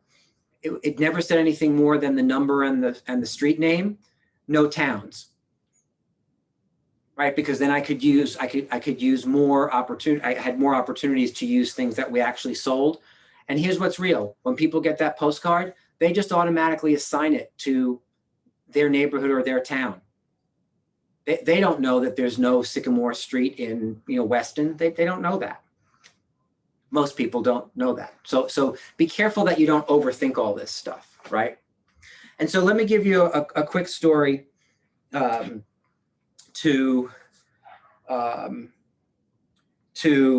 6:41, huh? Okay, good. We're on time. A quick story to illustrate how I know that farming works. Right, when I was new in the industry, I picked a farm, and I picked actually two different farms. I picked a farm that seemed to have properties that were from the low end to the high end. I wanted to be marketing to a broad array of opportunities, and I also wanted opportunities that I thought would come to me more quickly. So I chose a neighborhood up in North Ridgefield that I thought, 21 years ago when I first started, and Debbie can attest to this, North Ridgefield, people thought you needed a passport, right? It was like you somehow North Ridgefield, you had to cross the Canadian border and then go another hour before you got to North Ridgefield. And today that's not really true. But 21 years ago, especially people who were looking to buy real estate agents in Ridgefield thought, oh, all the way up there. Like, well, why on earth would we go all the way up there? And I just thought that was silly, right? And so again, I took advantage of the fact that the consensus seemed to be nobody wanted to live up there, so everyone else was focusing down here, right? And so I just decided to grab 400 homes up there. And then the second farm that I did was I wanted something faster, and I thought, you know what? Faster might be a place that nobody else is probably fishing, right? Because if you go fishing in a pond where there's 10 other boats and 15 other fishermen, right? There's fewer fish per boat, per fisher person, right? If you go to a pond that has fewer people fishing in it, well, there's more opportunity faster. And so I thought, well, I'm going to farm the busy streets. So I looked up at, it wasn't a neighborhood, but I thought I'm going to farm Branchville Road. I'm going to farm North Salem Road. I'm going to farm Ridgeberry Road. And I made a farm out of busy streets, because the other thing I wanted was as many people's eyes on my sign once I had a positive result as possible. So I thought, well, how's that going to happen? Well, busy streets. So I went and farmed busy streets and this neighborhood up north. What I sent to them was something, again, it was 21 years ago. I did it in Publisher. It was not all that professional looking. It was something I printed at home. It was a single page newsletter, front and back, with fun little clip art graphics, clip art, right? It was all clip art graphics with my little data in it. And I would print out all of these, it was 400 up north and then another, 400 for the busy streets. And I would sit and I would fold them all, trifold, and I would stuff all the envelopes. I would print all the labels. I would stick all the labels, all of it myself every single month. And about 6 months into that whole process, I got a phone call from someone up on Hussars Camp Place. Now, part of why Hussars Camp Place was in my farm was because I told you I wanted low end and high end, and that was more of a higher end street. And someone called and said, "Hey, I got your newsletter. Would you come and list my house?" I thought, uh-huh. And so I got in my car and I drove and I did my thing. That was in those days I was going to the house to list the house, not pulling them back into the office. And so we sat and we had a conversation, we did the consultation, I listed the property. And so after I listed the property, because I learned that the hard way, don't ask why you're there until after you list the property. It doesn't matter why you're there until you list the property. Once you list the property, then ask away. And I'll tell you, we learned that once. Is Debbie still on the call? She is. I'm wondering if she remembers this. In Ridgefield, there is Debbie Orr, our very own. And then there is, hold on a second, I just have to stop the recording. So while we're on that, here's the other piece of source of business in terms of our list. One that's not in your book is orphans, right? What do I mean by orphans? Anybody know what I'm talking about when I say orphans as a source of business? Somebody Those who are just no bought. longer in, yeah. It's somebody who doesn't have an agent anymore, or their agent maybe retired, or they closed a sale. Yeah. Yeah. So you can broaden it. When I speak about orphans, mostly what I'm speaking about specifically are the people who buy your listings. The buyers of your listings ultimately are the first round of orphans that we're going to take a look at, right? And I'll throw that out now as a source of business because there's a bunch of you on the call who are experienced agents who have a listing inventory or have had a listing inventory and have had people come and purchase your properties. Well, the question is, what are you doing with those buyers in that property? And what I encourage you to do is have a follow-up program that's similar to as if they were your own clients.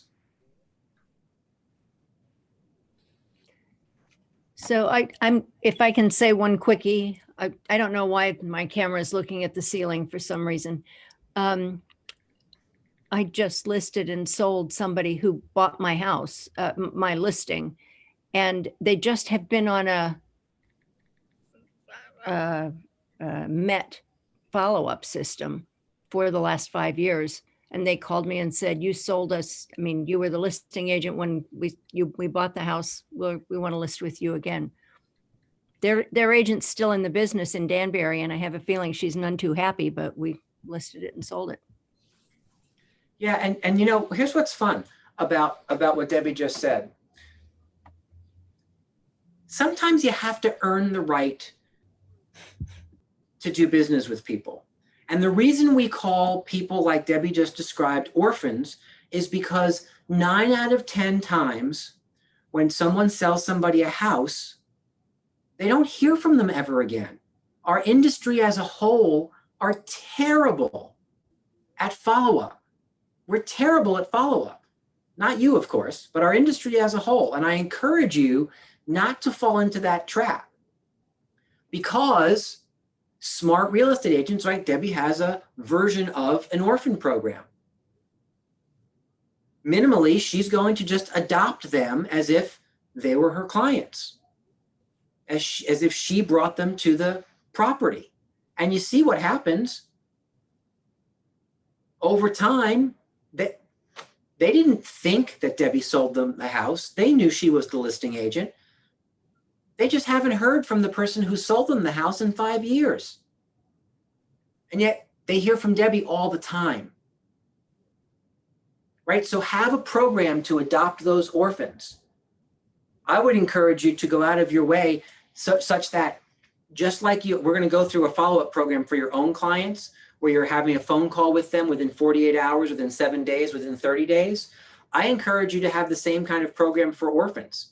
When it's your listing and someone else brings the buyer, post-close, I would communicate with them within 48 hours. Hey, this is Rick Scott. I don't know if you remember me. I represented the Johnsons that you just bought their house from. I just wanted to, I know you've been in for about 48 hours. I wanted to call and just make sure that everything was going okay. Is there anything you need? Any questions you have? Anything I can do to assist you in settling in? Why is that phone call about 5 or 6 times out of 10 so powerful within 48 hours?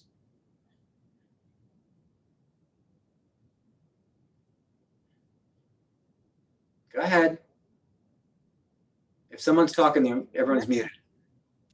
It makes you their agent. It makes them think that you care. So it demonstrates that you do care, right? It demonstrates you do care. And in those same 48 hours, 5 or 6 times out of 10, who have they not heard from? The buyer's agent. Buyer's agent. The agent who actually represented them. So when you step out in front and make that phone call before their own agent does, it sends a powerful message.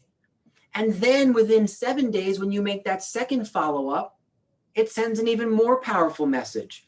I know some agents who part of their orphan program is within that first week, they kind of let the closing die down, let people move in, and they show up at their front door with a closing gift. But if this is another Keller agent though, Rick.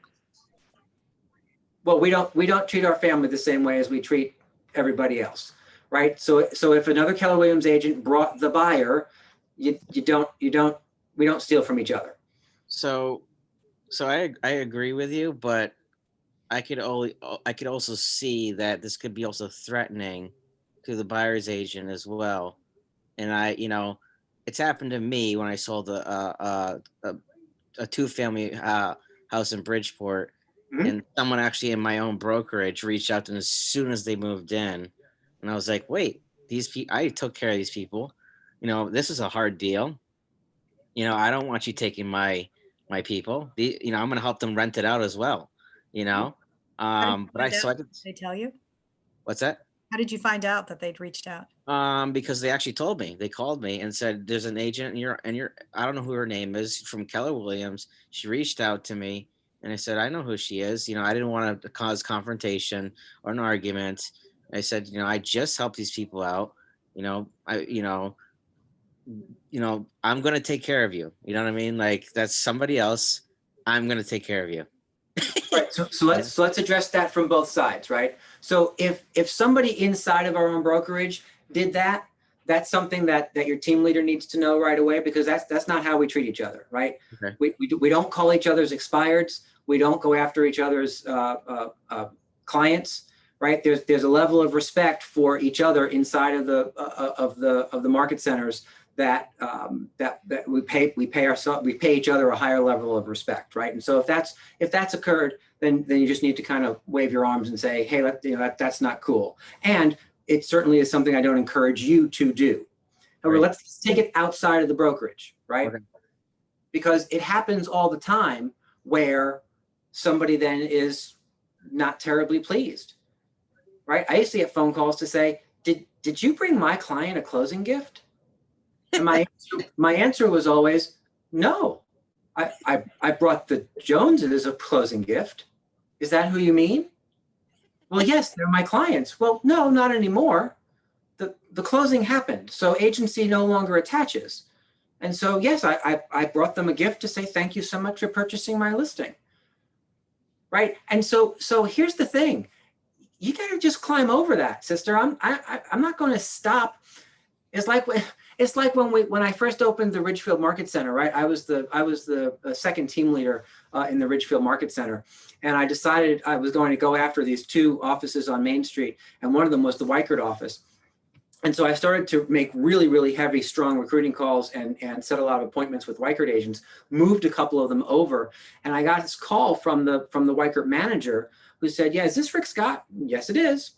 Said, yeah, this is whatever his face was over at Weichert. And I said, hey, yeah, how are you? He said, well, I'm not all that good. And I said, oh, I'm so sorry to hear that. Well, how can I help today? And he said, well, you can help you can stop calling my agents. And I said, wait, what do you mean? He said, well, you're calling my agents and you're being very aggressive and some of them don't like it. And I said, well, and yet some of them do, clearly. I said, and so I'm curious, you do have the same opportunity to offer an opportunity to my agents. I'm not asking you not to offer an opportunity to my agents. So why would you ask me not to offer an opportunity to your agents? And he said, well, because if you take too many more of them, I'm going to lose my job. And I said, I'm really sorry about that. Unfortunately,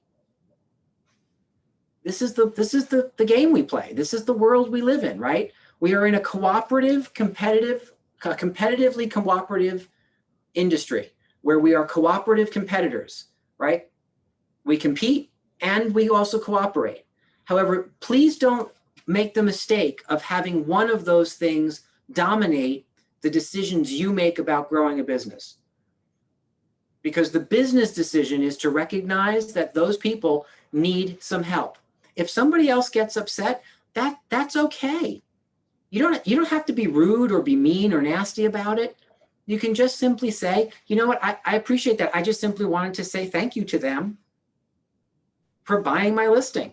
Just like I said thank you to you, buyer's agent person, right? It's not weird and it's not wrong. It's just business.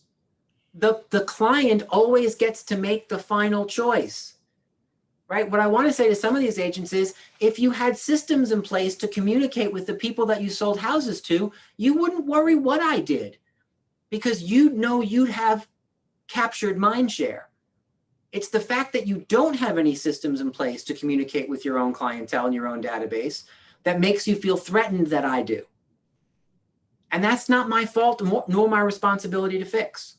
Instead, it's my opportunity to make sure that these particular homeowners have access to real estate services if and when they need it. Margaret, and then we're out. So I'm curious, you had said about how, obviously you don't go after other agents expired, but what if it's been like a year or so? You know what I mean? Like, is there a timestamp on that, or you just never go after them? For inside of KW? Yes. So my rule is for inside of KW, it's not that we don't necessarily make the phone call. It's just that we owe each other a pre-phone call before we make that phone call. So here's how that works. So say, Margaret, you have an expired and I'm dialing through my expireds and I see that it's your expired. Instead of dialing the client, I'm going to make a phone call to you first and say, hey, Margaret, it's Rick. I'm just going through my expired calls. I see you're listing at 123 Main Street, expired overnight. What are your plans for that property? Well, can I give you specifically what I'm thinking? So there was an agent, I did a ton of open houses for him at one particular house last year. It did not sell. It had been on the market for like 4 months. It took it off and it has not gone back on the market, and it's been a year. Do I still have to go to him? Can I reach out to the owner? Because she knew me because I was always doing the open houses. Right. So inside of the market center, and I want to be clear about this, you're not calling and asking permission. You're calling with a courtesy to say, hey, I just wanted to give you a heads up. This particular person came up on my call list and I was looking to make outreach to them. I'm curious, do you have plans with them currently? Okay. Right. In that scenario, I still think we owe each other the respect of this person contacted me, or this person is on my call list, or this person, I'm going through old expireds. I'm curious, what's the deal there? Because what you'll hear is one of a couple of different things. Number one, you may hear, and I know we're over, guys. So if you have to jump off, I understand. I'm just going to go another 2 minutes and finish Margaret's question. What you'll hear is, number one, I appreciate the phone call. We've actually been in conversation. They're going to be listing the property again. Or number two, I appreciate the phone call. We're actually in pretty close conversation. They're not interested in selling for X, Y, and Z, right? And you'll be able to hear in that person's voice whether or not there's a connection there. Or they may say, you know what, frankly, Margaret, go at it. I hate those people. If I never talk to them again, it would be fine, right? They tortured me while I was the listing agent. So if that's something you want to pursue, go for it, right? But having some level of a conversation that, again, is, you're not asking permission because they're nobody's clients, just like they're not your colleagues' clients. However, inside of our four walls, I do believe we owe each other the level of respect to have a conversation before that outreach is made. And here's why. Because you wouldn't want it to happen to you, right? And so if we all continue to treat each other with a higher standard of respect and make those phone calls, even though the law doesn't say you have to do it, except maybe the law of Rick, but the idea of the culture of our organization having a higher standard of responsibility and respect for one another, I think is crazy important. Even if it means you pass on, you walk on from something, and again, there's plenty of business for everybody.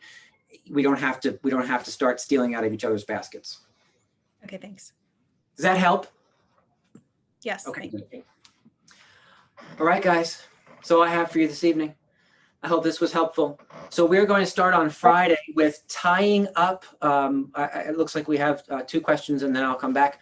We're going to tie up source of business with a little mastermind around lead generation and building a lead generation plan, which I'll give to you on Friday. And then we're going to dive right into sellers. We talk about pre-listing packages and I'm going to give you the scripts for the seller consultation, which we will likely start before we finish on Friday. Friday, please remember, we are back at 4 o'clock. So Friday is at 4 o'clock. It looked like a couple of you unmuted. Were there any questions? Wonderful session, Rick. Oh, I'm glad. Guys, have a great night. Go eat dinner. I know that's what I'm going to do. Thank you. See you later. Thank you as always. Bye.